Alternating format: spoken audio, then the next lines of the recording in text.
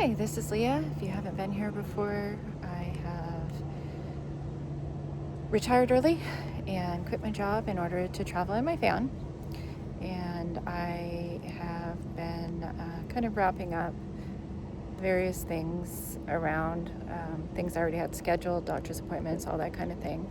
And one of the things that I needed to do was I bought my van in May of 2023, which means it's over 3 years old now. When I had gotten it, the batteries were already ran down.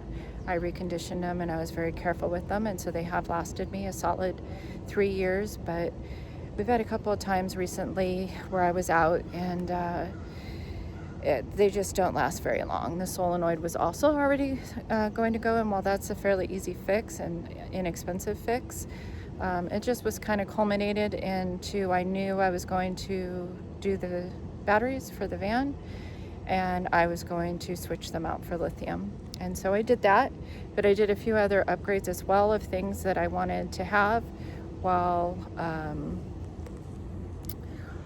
it was already in the shop. So I had Landed Gear do my upfit, I guess they're called upfit. So Landed Gear in San Diego did it. They did it great work. They were very easy to communicate with. I would email and they would email me back within seconds. Very, very responsive. Their prices were in line with other estimates that I had gotten, and they were really close to me comparatively to another place that I was looking into, which would have been quite a drive, a full day's drive. So I'm going to just run you through the various small things and big things that I've done with this upgrades that I just did. And this is my first time using any of it.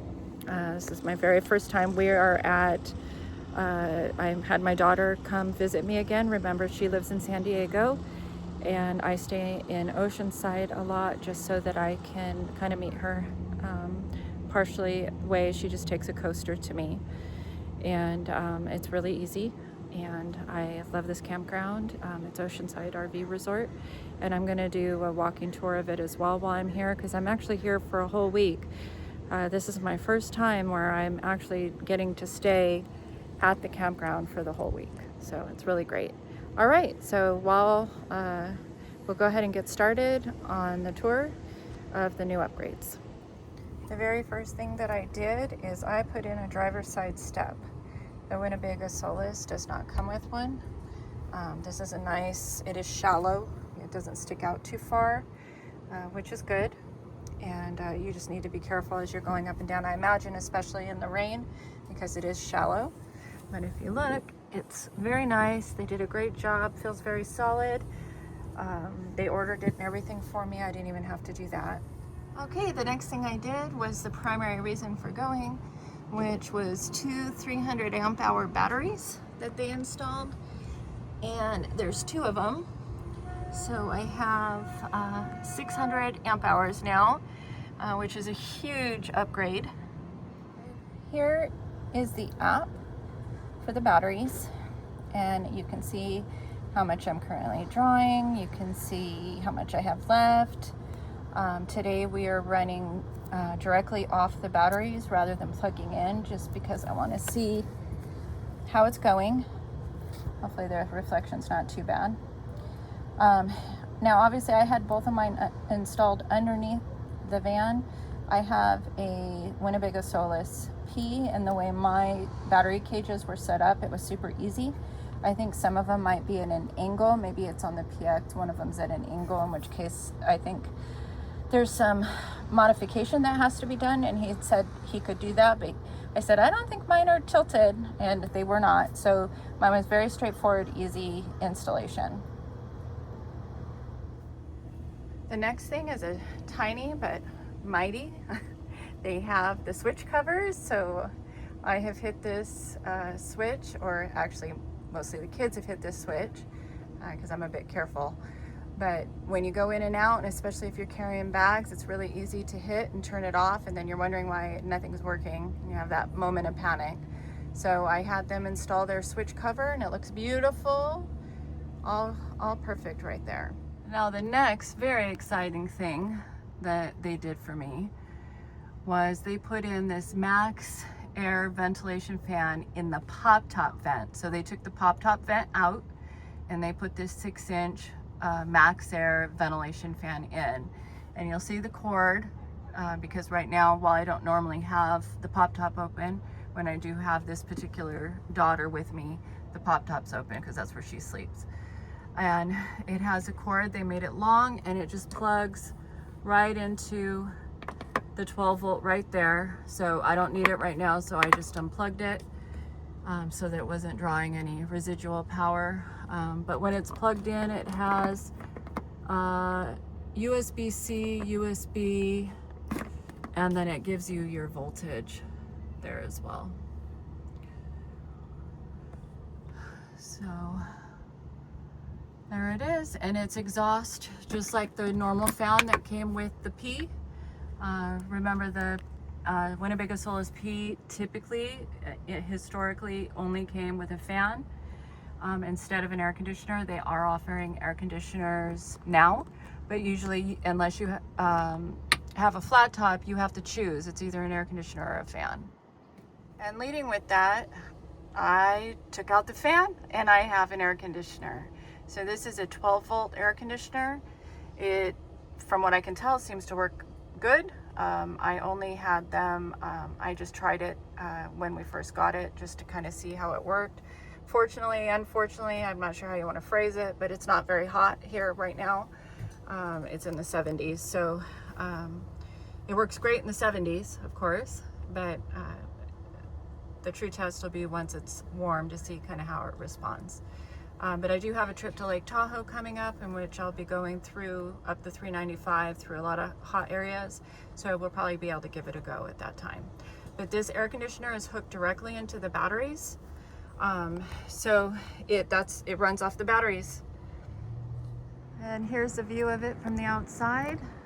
You see it hangs over just a tiny bit. Because I have the old style pop top, which is a little bit longer than the new one, which is why they're offering air conditioners now. But they did a good job. The pop top went up, no problems. And I'm very excited to have this now.